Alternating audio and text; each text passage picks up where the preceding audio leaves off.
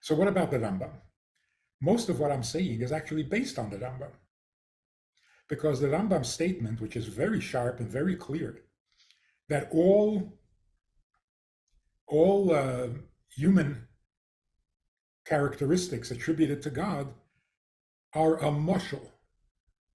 He didn't say they're not true. הרמב"ם בהלכות תשובה, בפרק ג' הלכה ז' קורא שיש 5 הם הנקראים מינים. אחד מה5 הללו, האומר שיש שם ריבון אחד, אבל שהוא גוף ובעל תמונה.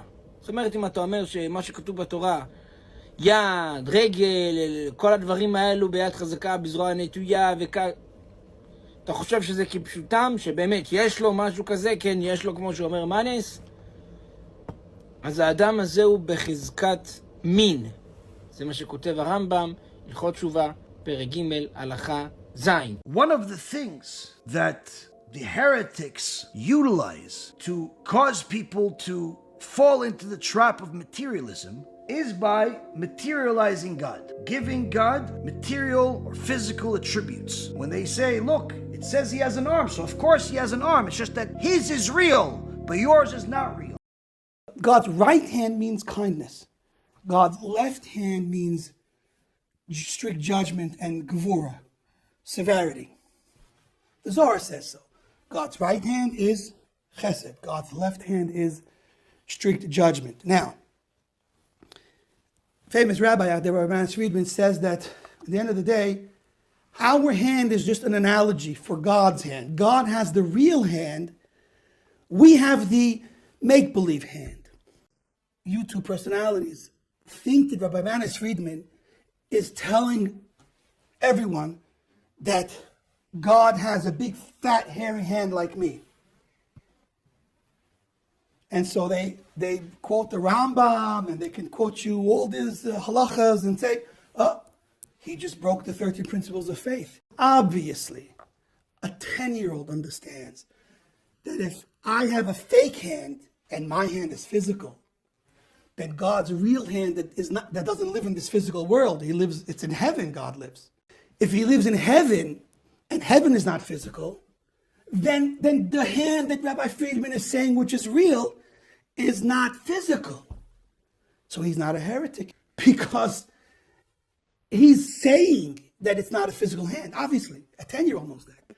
And what the Rambam is trying to teach us, because people maybe a long time ago didn't understand this, is don't think it's a real physical hand. But the world of Atzilut, where there is the divine sphira, divine attribute of chesed, that's very real. I mean, things can't get more real than they are in Atzilut.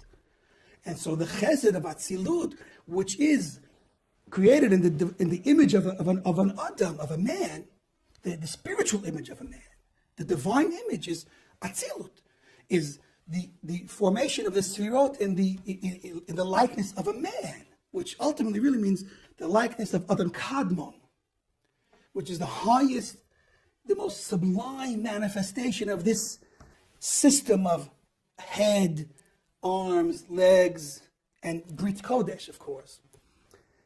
That's Adam Kadmon, because above Adam Kadmon, Hashem himself doesn't have any image, not even the image of a man. Because Ein Sof, the essence of Hashem, as he is unto himself, has none of this. So the hand of God, of course, for the Rambam, now we'll start to understand a little bit of a Rambam, because the Rambam understands, and when he talks about God from a philosophical perspective, which he was a great Jewish philosopher, he means Ein Sof, he means the infinite one. He means Hashem, God, as he is unto himself before there even exists a world, before divine chesed exists, before divine kindness or divine severity exists. It's God before all of that. And he wants you to know that God, the essence of God, that's above and before creation, doesn't have a hand, has no hand. He can't have a hand. I mean, he could have whatever he wants, but he doesn't have a hand. But there is a concept of a divine hand. A divine hand is not God's essence. It's godliness revealed. And it's revealed in the world of Atzilut. And over there, the name Yud Kei Vav Kei Yud K Vav K is the right hand of God. The name Elokim is the left hand of God. And you better believe that's very real. The world of Atzilut is very real. It's really chesed. It's divine chesed. It's really gevurah. It's divine gevurah. So there's the God's hand, which is a very real godly hand, which is chesed, which is spiritual and not physical whatsoever. And that's what Rabbi Manis Friedman means. And that's what the Zohar means. That's what Kabbalah means. And that's what the Shla. And there's many Chassidic rabbis. I sat in Shiurim listening to the whole Chassidic approach that this is the real hand, this is not the real hand. How many times in the Torah does it say God's eyes? Einei Hashem. How many times? Only twice? Because it has two eyes. How many times does it say Yad Hashem? How many times does it say Pi Hashem?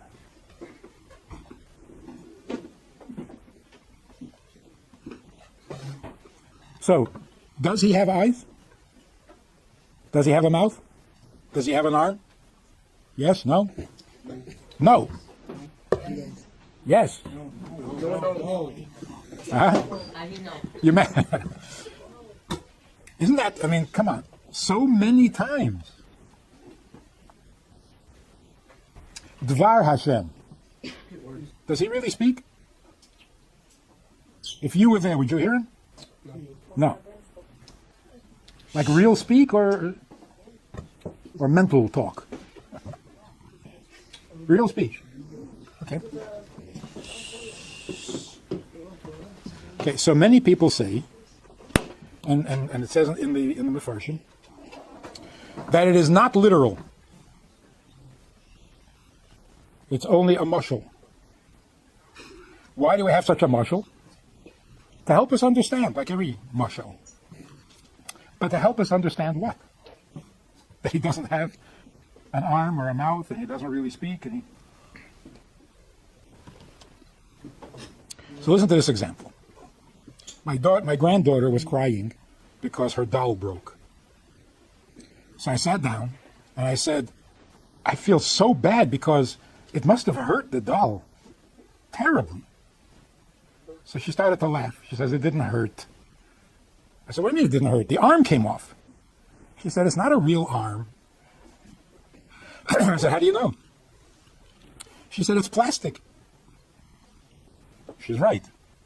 A plastic arm is not a real arm. It looks like an arm, but it's not a real arm. What's a real arm? A real arm has to have a bone and skin with muscle, right? That's a real arm. A plastic arm is just plastic. A bone and skin is just a bone and skin. It's not a real arm. It looks like an arm, but it's not a real arm. It's just a bone. God has a real arm, a real one. Since we were created in his image, B'Tselem Elokim, that's why we also have something like an arm. But his is the real thing. Ours is just like a doll. So does he really have a mouth? Or we have a real mouth? He has a real one. We have something like it. Does he really speak or we really speak? He said, let there be light, vayihi. You try it. Say it 100 times. Nothing will happen. Because our speech is not the real, his is the real. So who is the mashal and who is the nimshal? We are the example. It's not him. So does he really have an arm? Yes. Is it literal, an arm? Yes. An actual arm? Yes. You mean like mine? No, because yours is not the real thing. Now it makes a little bit of sense. I call my arm an arm because it's a tiny little example of his real arm. So it's not confusing, it's a little bit helpful. But don't think that his arm is like yours, because his arm is the real one. So the Torah is not using words incorrectly, saying he has an arm when he doesn't really. Every word in the Torah is true. So if it says an arm, then it's an arm.